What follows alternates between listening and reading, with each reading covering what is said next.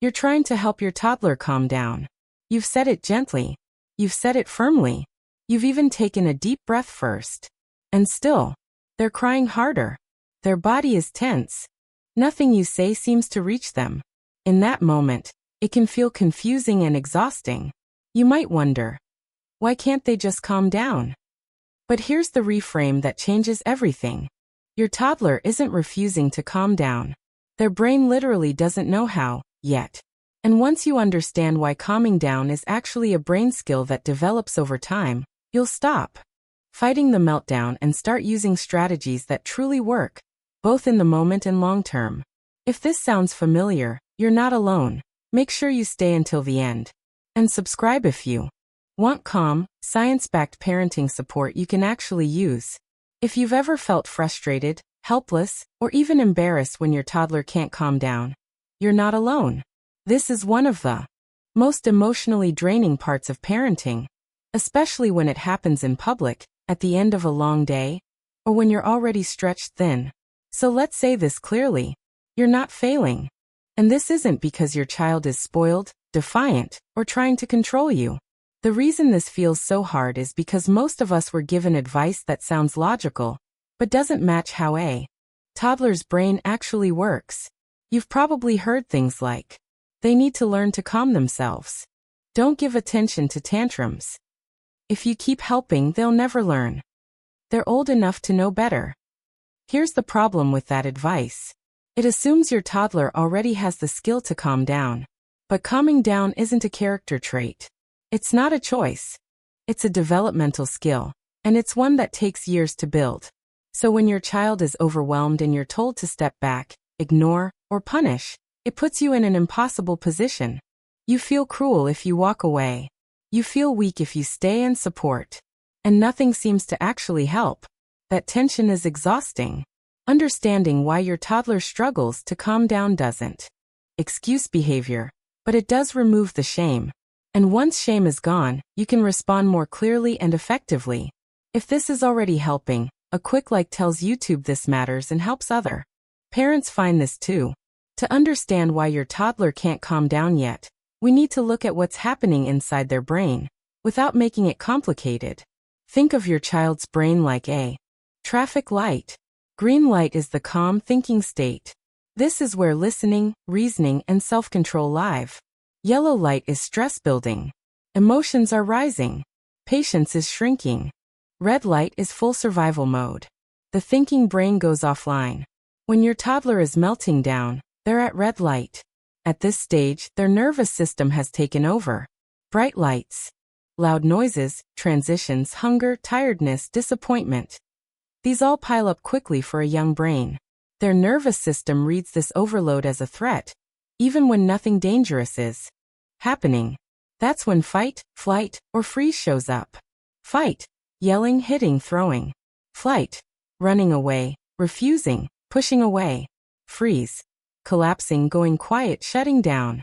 Here's the key thing most parents don't realize. When a toddler is in survival mode, logic cannot reach them. Their prefrontal cortex, the part of the brain responsible for calming down, problem solving, and impulse control, is still under construction. During big emotions, it goes temporarily offline.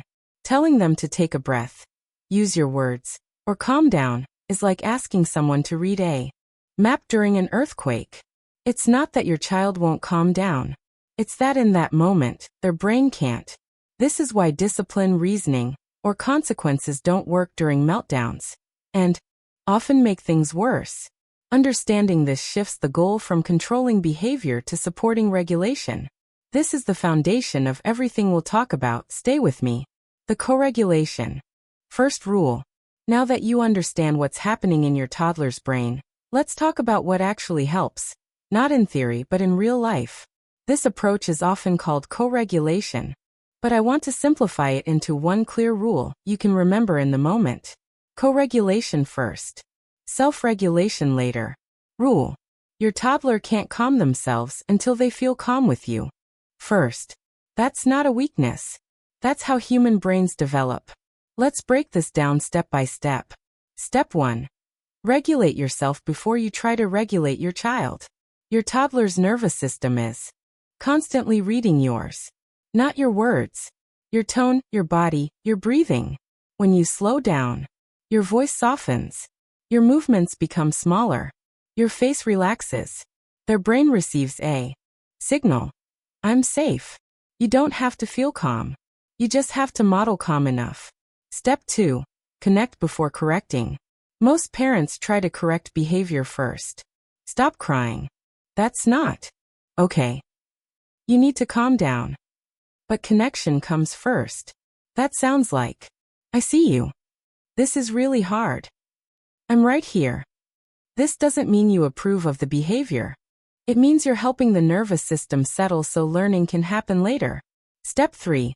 Keep words short and simple. When emotions are high, fewer words work better. Long explanations overload an already overwhelmed brain. Think. One sentence. Calm tone. Slow pace. You're not trying to teach a lesson. You're helping the brain move from red light to yellow. Why this works?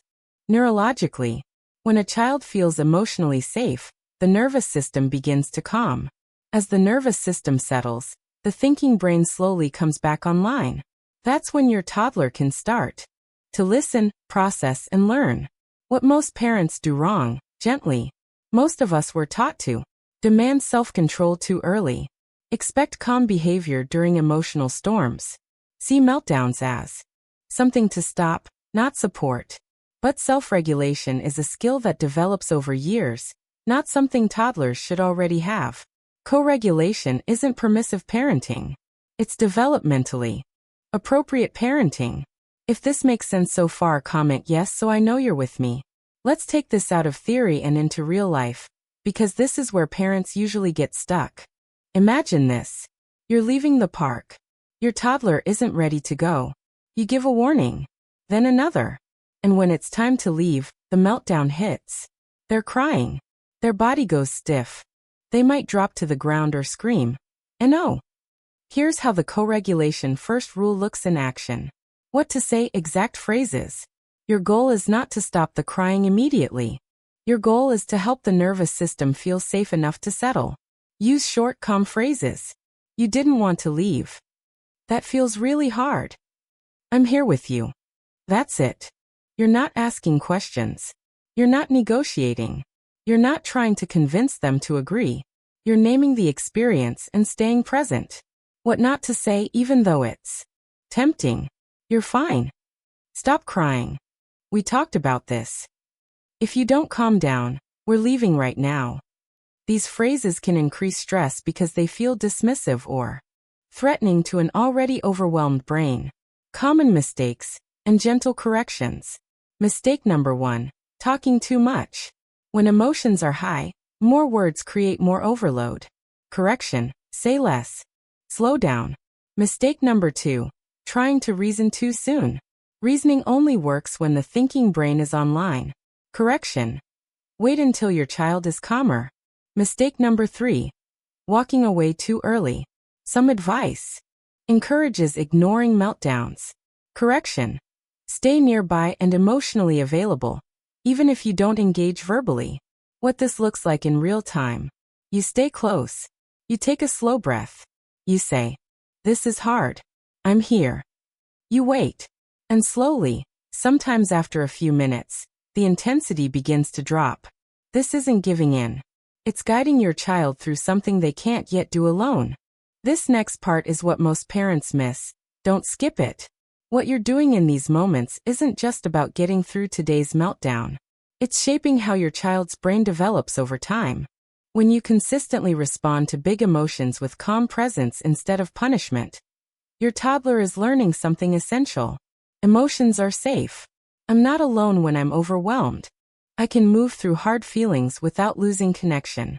This is how emotional intelligence begins. Your child slowly learns to recognize what they're feeling.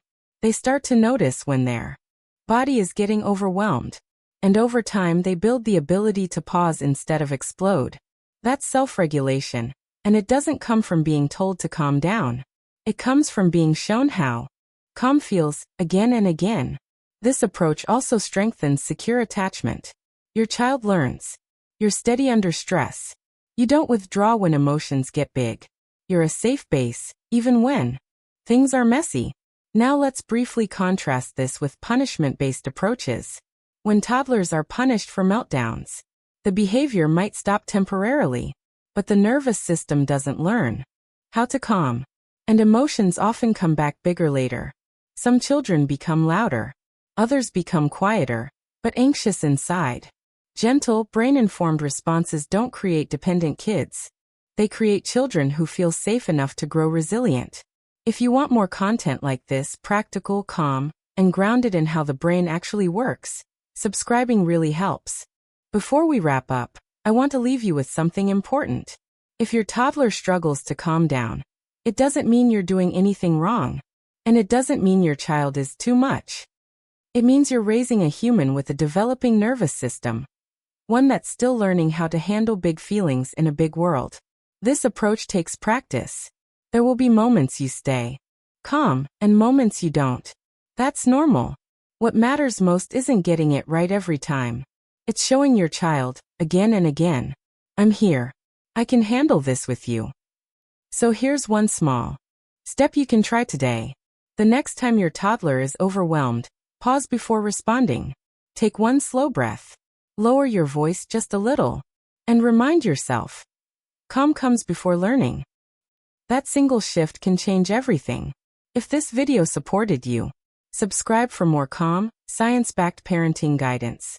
Like this video to help other parents find it. And comment below with the situation where your toddler struggles to calm down the most. You're not alone in this, and you're doing better than you think.